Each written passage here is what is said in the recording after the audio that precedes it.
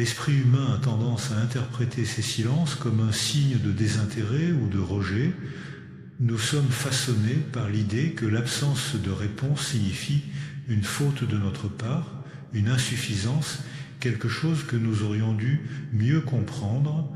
Pourtant, lorsque l'on prend un peu de distance avec ce réflexe de culpabilité, on découvre un autre mouvement, plus intime. Et c'est pas le monde qui s'est éloigné.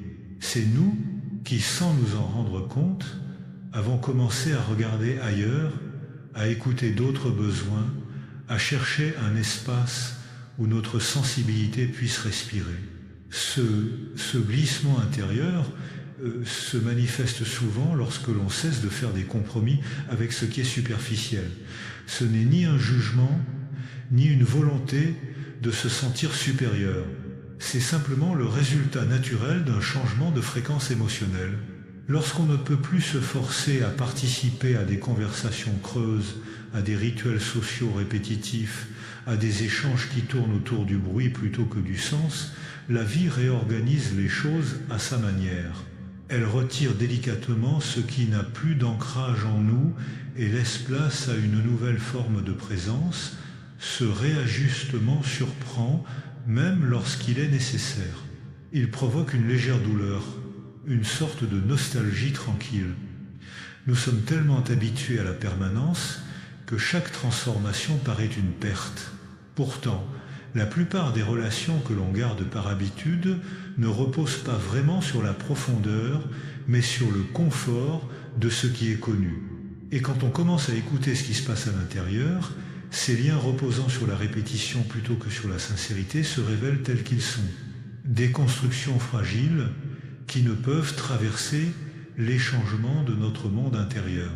Dans ces moments de recul, on découvre que les relations qui demeurent ne sont pas celles qui nous distraient, mais celles qui nous parlent. Et l'on comprend aussi que de nombreux attachements n'étaient pas là pour nourrir notre sensibilité, mais pour nous aider à ne pas sentir le vide que l'on portait en soi. Ce vide n'est pas un ennemi. Il n'est pas une menace à fuir. Il est un espace encore inexploré, une part de soi qui demande attention plutôt que compensation. Lorsque l'on cesse de remplir chaque silence par une présence extérieure, quelque chose de subtil commence à émerger. Le silence, qui paraissait autrefois inquiétant, devient un terrain d'écoute. Il permet de percevoir des nuances que le bruit social masquait depuis longtemps. On découvre que beaucoup de nos gestes, de nos paroles et même de nos relations étaient motivés non par un véritable désir de partager, mais par la peur de se retrouver face à soi-même. Et c'est souvent dans cet espace dépouillé que l'on comprend la différence profonde entre être seul et se sentir seul. Être seul peut devenir un acte de cohérence intérieure, une manière d'habiter sa vie sans chercher en permanence des témoins. Se sentir seul, en revanche, naît presque toujours d'un abandon de soi. C'est lorsque l'on confie à l'autre la tâche impossible de combler nos propres manques que l'on glisse vers une dépendance silencieuse.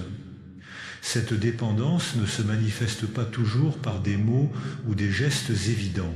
Elle s'inscrit plutôt dans ces petites urgences de valider, d'être entendu, de recevoir une attention qui rassure momentanément mais ne guérit rien. Dans la pratique clinique, on observe souvent des personnes entourées de monde qui vivent pourtant une solitude bien plus profonde que celles qui habitent leur journée dans le calme. L'agitation extérieure n'est pas un remède contre le vide intérieur. Elle en est parfois le masque. Et il arrive que l'on comprenne tardivement que la quantité de liens n'a jamais été une garantie de qualité.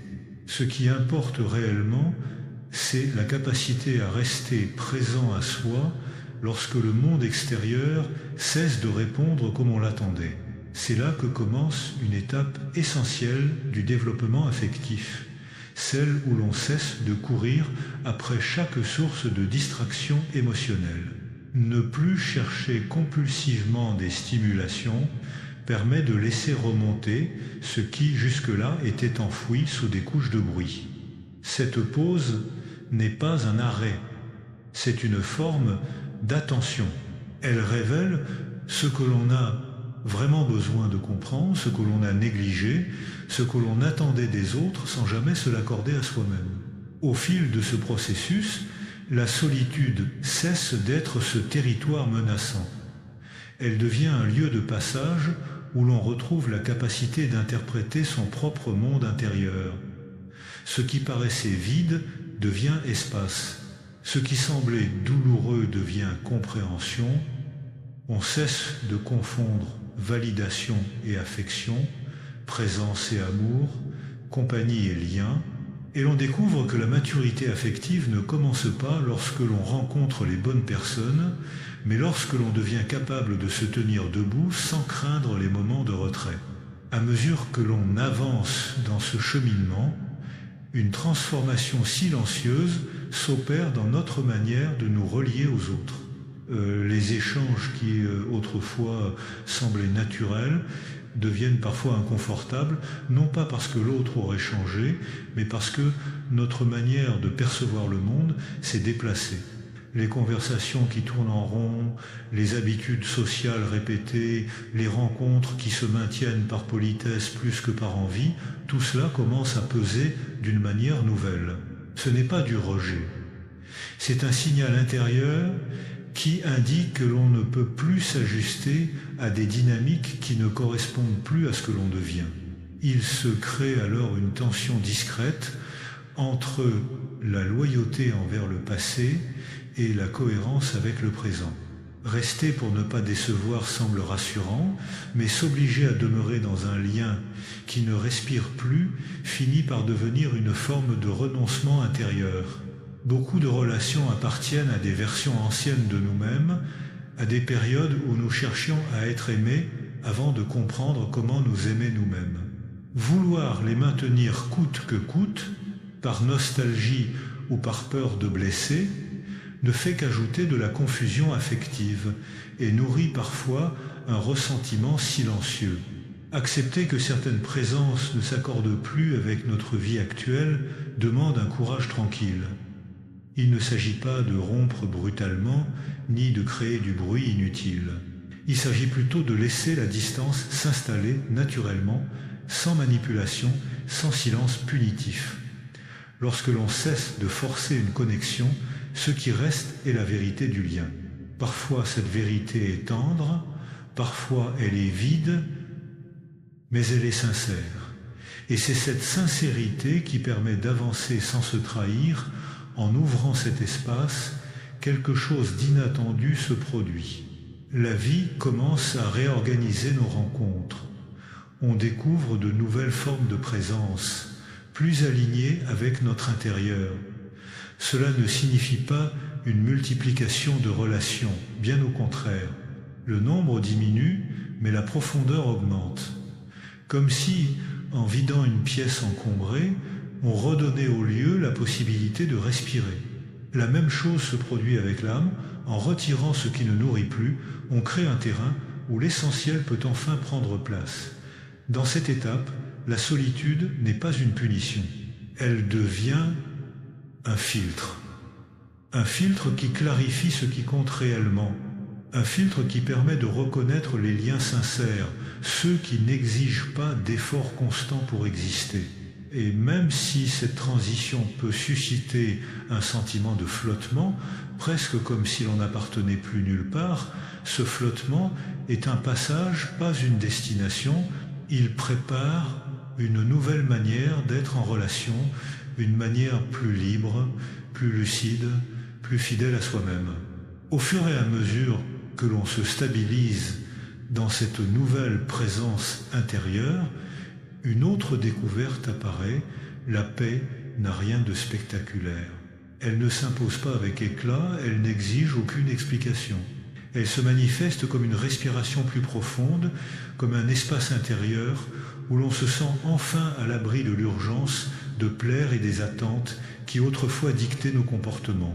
Cette paix n'est pas le résultat d'un isolement volontaire, mais d'une compréhension intime personne ne peut remplacer le travail que l'on fait avec soi-même. Dans cette clarté nouvelle, les habitudes émotionnelles deviennent visibles, celles où l'on confondait approbation et affection, où l'on recherchait des signes pour apaiser des insécurités anciennes, où l'on se précipitait vers des liens qui promettaient la chaleur, mais apportaient surtout du bruit. En restant avec soi sans chercher à fuir, on découvre que la présence intérieure peut devenir un soutien solide. Elle ne comble pas le manque par illusion, elle le transforme par compréhension. C'est dans ce processus que l'on apprend à ne plus revenir vers des relations qui ne dialoguent plus avec notre présent. Il arrive que la mémoire affective nous ramène vers ce qui est familier, même si cela fait souffrir. L'esprit suggère d'envoyer un message, de renouer une conversation, de raviver un lien qui n'existe plus vraiment. Mais chaque fois que l'on cède à cet appel sans sincérité, on ressent immédiatement une sorte d'ombre intérieure, comme si l'on trahissait la partie de soi qui tente d'avancer. Tenir bon face à l'envie de retourner vers l'ancien soi n'est pas un acte de froideur, mais une preuve d'intégrité émotionnelle. On apprend à supporter l'inconnu sans chercher de raccourci. L'inconnu n'est pas vide, il est une page qui se remet à disposition. Rester avec soi dans ces moments de flottement exige du temps et de la patience, mais ce sont précisément ces moments qui permettent à la structure intérieure de se reconstruire autrement. Au bout d'un certain temps, quelque chose change profondément. La solitude cesse d'être un état que l'on subit. Elle devient un espace que l'on occupe avec une forme de dignité tranquille.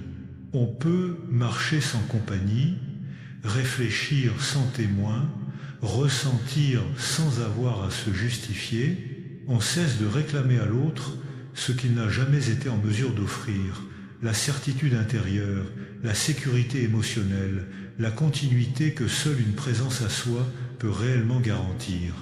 Et à partir de là, les relations prennent une autre saveur car elles ne sont plus un refuge contre nos manques, mais une extension de ce que nous construisons en nous. Plus on avance dans cette exploration intérieure, plus la perception du monde se transforme de façon subtile mais irréversible. Des lieux autrefois familiers commencent à paraître étrangers, non parce qu'ils ont changé, mais parce que notre manière de les habiter n'est plus la même. Les conversations qui nous occupaient perdent leur intensité. Les dynamiques auxquelles nous nous adaptions machinalement dévoilent leur fragilité. On réalise alors combien de comportements étaient guidés par la crainte de déplaire ou par le besoin d'être entouré et non par un désir authentique de partager. Cette prise de conscience crée parfois un sentiment de déphasage. On se trouve dans une zone de transition où rien n'est complètement stable, l'ancien ne nous retient plus et le nouveau n'est pas encore construit. Pourtant, c'est précisément dans ce passage incertain que quelque chose d'essentiel commence à émerger. On se met à choisir différemment, on ne cherche plus des relations nombreuses, mais des liens cohérents. On ne s'accroche plus à la présence constante de l'autre, mais à la qualité de ce que l'on ressent en sa compagnie. La solitude, qui paraissait autrefois menaçante, révèle alors son véritable rôle. Elle n'est pas une punition ni un manque, elle est un miroir. Elle permet de voir ce que l'on avait enfoui sous des distractions permanentes, les besoins que l'on n'avait jamais nommés, les blessures que l'on évitait de revisiter, les attachements que l'on maintenait par habitude plus que par désir. Au lieu de nous priver du monde, elle nous rééduque. Elle montre comment revenir vers les autres avec davantage de liberté intérieure. Ce que l'on gagne dans ce processus n'est pas une distance froide, mais une maturité vivante. On cesse d'attendre que quelqu'un d'autre nous confirme, nous complète ou nous protège de nos manques. On comprend que la relation la plus structurante est celle que l'on entretient avec soi-même. Lorsqu'elle devient stable, les liens extérieurs s'organisent naturellement. Ceux qui ne résonnent plus disparaissent sans conflit. Ceux qui ont encore un sens trouvent leur juste place. Et ceux qui arrivent ne sont plus des refuges contre notre vide, mais des rencontres authentiques. Lorsque cette compréhension s'installe, on accède à une forme de liberté douce. On aime sans se trahir, on s'attache sans se perdre, on partage sans s'effacer. La solitude cesse alors d'être perçue comme un adversaire. Elle devient une compagne, discrète mais indispensable, qui rappelle que la paix intérieure n'est pas une destination lointaine, mais le point de départ de toutes les relations possibles. À partir du moment où l'on accepte cette nouvelle manière d'habiter sa vie, une transformation plus profonde encore se met en place. Les sensations internes deviennent plus fines, comme si l'on retrouvait un sens oublié. On se surprend à remarquer des détails que l'on ignorait autrefois, la fatigue émotionnelle qui apparaît dans certains échanges, la sérénité qui naît dans d'autres, la tension subtile qui surgit lorsqu'on se force à être présent là où l'on ne se sent plus à sa place. Ce sont des signaux que l'on n'écoutait pas auparavant, absorbés par le besoin de s'adapter. Ces signaux deviennent des guides. Ils orientent vers les environnements qui respectent notre rythme et éloignent de ceux qui le malmènent. Ce n'est pas un retrait du monde, mais une manière différente d'y participer. On cesse de se soumettre à des engagements qui vident l'esprit et l'on choisit des espaces où l'on peut respirer sans justification.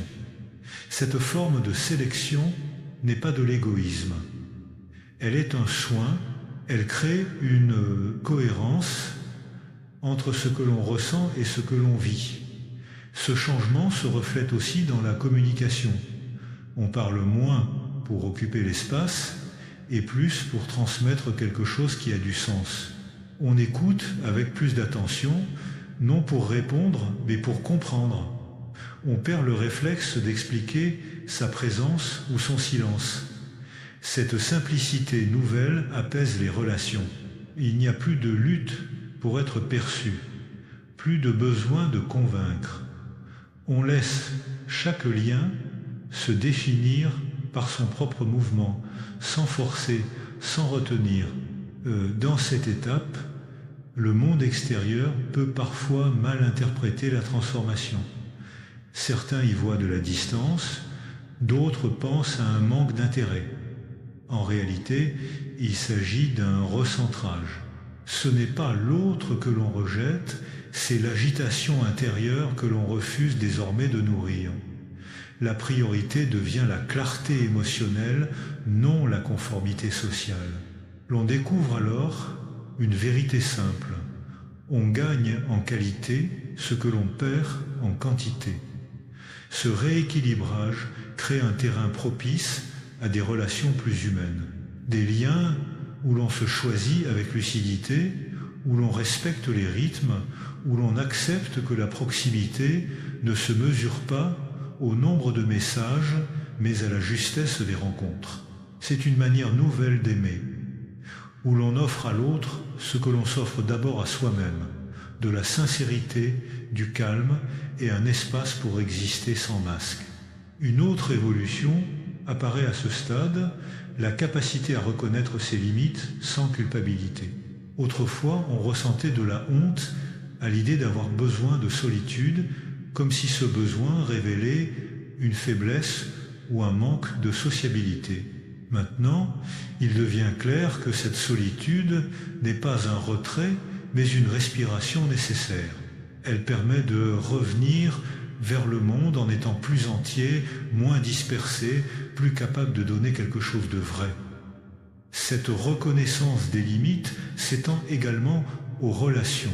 On est moins tenté de tolérer des dynamiques qui fatiguent, qui fragmentent, qui obligent à se dénaturer, non pas par dureté, mais par lucidité. L'on comprend que rester dans un lien qui pèse est une forme d'abandon de soi, et cet abandon n'est plus acceptable. Il s'agit de préserver un espace intérieur qui a mis du temps à être reconstruit et qui mérite désormais d'être protégé. Ce changement n'est pas sans conséquences. Certaines personnes s'éloignent, incapables de comprendre ce besoin nouveau de cohérence. D'autres, au contraire, se rapprochent, attirés par cette clarté tranquille. Les relations deviennent alors un lieu d'échange plutôt qu'un moyen d'occuper le vide. Il y a moins de demandes implicites, moins de jeux affectifs, moins de tentatives de combler l'autre. On ne se cherche plus d'appui extérieur pour compenser une instabilité intérieure. C'est aussi le moment où l'on apprend à vivre des émotions complexes sans chercher immédiatement une solution ou une distraction. Les jours de doute ne sont plus vécus comme des régressions. Ils deviennent des occasions d'observer ce qui se passe réellement en soi. Les moments de fatigue affective ne sont plus perçus comme des signes d'échec, mais comme des rappels. L'espace intérieur a besoin de soins, lui aussi. Progressivement, cette maturité émotionnelle modifie la manière dont on perçoit la temporalité des liens. On n'exige plus une présence constante. On accepte que chacun puisse s'éloigner, revenir, traverser ses propres cycles. La relation n'est plus un contrat silencieux, mais un mouvement vivant, et cette liberté partagée donne naissance à un type de lien plus apaisant, où l'on n'est pas ensemble pour combler un manque, mais pour partager une humanité. Avec cette maturité nouvelle, une compréhension essentielle s'installe. La sécurité affective ne dépend pas de ce que l'autre donne ou ne donne pas. Elle repose sur notre propre capacité à nous tenir debout, à accueillir nos émotions, à réparer nos déséquilibres internes. Cela change profondément la dynamique des rencontres. On n'attend plus que l'autre apaise une peur ou confirme une valeur. On arrive dans la relation avec une base solide qui permet un échange plus libre. Cette solidité intérieure donne naissance à un calme particulier. Un calme qui n'est pas l'absence d'émotion, mais l'absence de lutte contre elle. On cesse de se battre contre la solitude, contre le silence, contre les périodes de retrait. On les reconnaît comme faisant partie du rythme naturel de la vie affective. Elles ne sont plus des ennemis à fuir, mais des étapes à traverser avec douceur. Ce calme transforme aussi la manière dont on accueille les autres. On n'a plus besoin de tout comprendre, de tout contrôler, de tout interpréter. On laisse l'autre être lui-même sans vouloir le modeler pour combler nos besoins. Cette liberté accordée à l'autre est une forme de respect profond. Elle montre que l'on ne cherche plus une fusion pour éviter la séparation, mais une proximité qui puisse respirer. C'est également à cette étape que l'on réalise que certaines relations, même précieuses, ne sont pas destinées à durer. Elles peuvent avoir apporté de la lumière, de la chaleur, de la croissance, mais leur cycle arrive à son terme. L'on apprend alors à laisser partir sans ressentiment, à reconnaître que l'évolution personnelle modifie la nature des liens. Laisser partir n'est plus vécu comme une perte, mais comme un acte de fidélité envers soi-même. Et pourtant, ce détachement ne rend pas le cœur froid. Au contraire, il le rend plus sensible, plus disponible. On développe une compassion silencieuse, celle qui comprend que chacun fait de son mieux avec son histoire. On ne cherche plus à retenir ce qui ne peut plus rester. On accueille ce qui vient, on accompagne ce qui part, et l'on se tient dans cet équilibre avec une tranquillité qui aurait été impossible autrefois. Au terme de ce long parcours intérieur, on découvre que l'existence prend une tonalité différente. La vie n'est pas devenue plus simple, mais elle est devenue plus lisible.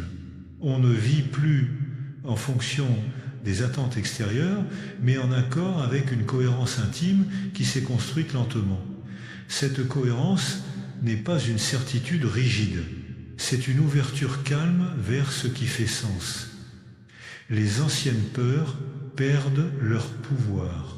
La peur de décevoir, la peur d'être seul, la peur d'être oublié se dissolvent progressivement, remplacées par une confiance tranquille. Non pas la confiance que tout ira bien, mais la confiance que l'on saura se soutenir, quel que soit le contexte. Cette autonomie émotionnelle est l'un des effets les plus profonds du processus de recentrage. Elle permet d'accueillir les liens sans anxiété. On ne recherche plus des garanties. On ne demande plus à l'autre de promettre une permanence impossible. On laisse la relation suivre son mouvement naturel, avec ses flux et ses silences, ses éloignements et ses retours. Cette souplesse donne à chaque lien la possibilité d'être vrai. Dans cette nouvelle manière de vivre, quelque chose devient évident. La solitude n'était pas le but, mais un passage. Elle n'était pas là pour nous enfermer, mais pour nous éclairer. Elle nous a appris à revenir à nous, à donner une place à nos émotions, à respecter nos limites. Elle a permis de construire une présence qui n'est plus menacée par les absences ou les ruptures. Et lorsque cette présence devient stable, quelque chose s'ouvre, les rencontres prennent une profondeur nouvelle. On n'aime plus pour éviter la solitude, mais parce que l'on a quelque chose à partager. On ne s'attache plus pour être sauvé, mais pour accompagner et être accompagné. On avance alors dans le monde avec une humanité plus consciente, capable de tendresse sans dépendance, de proximité sans peur, de liberté sans fuite. Et c'est peut être cela la transformation la plus précieuse. Comprendre que la paix intérieure n'est pas un refuge contre le monde, mais une manière d'y participer avec plus de vérité, plus de douceur et plus de présence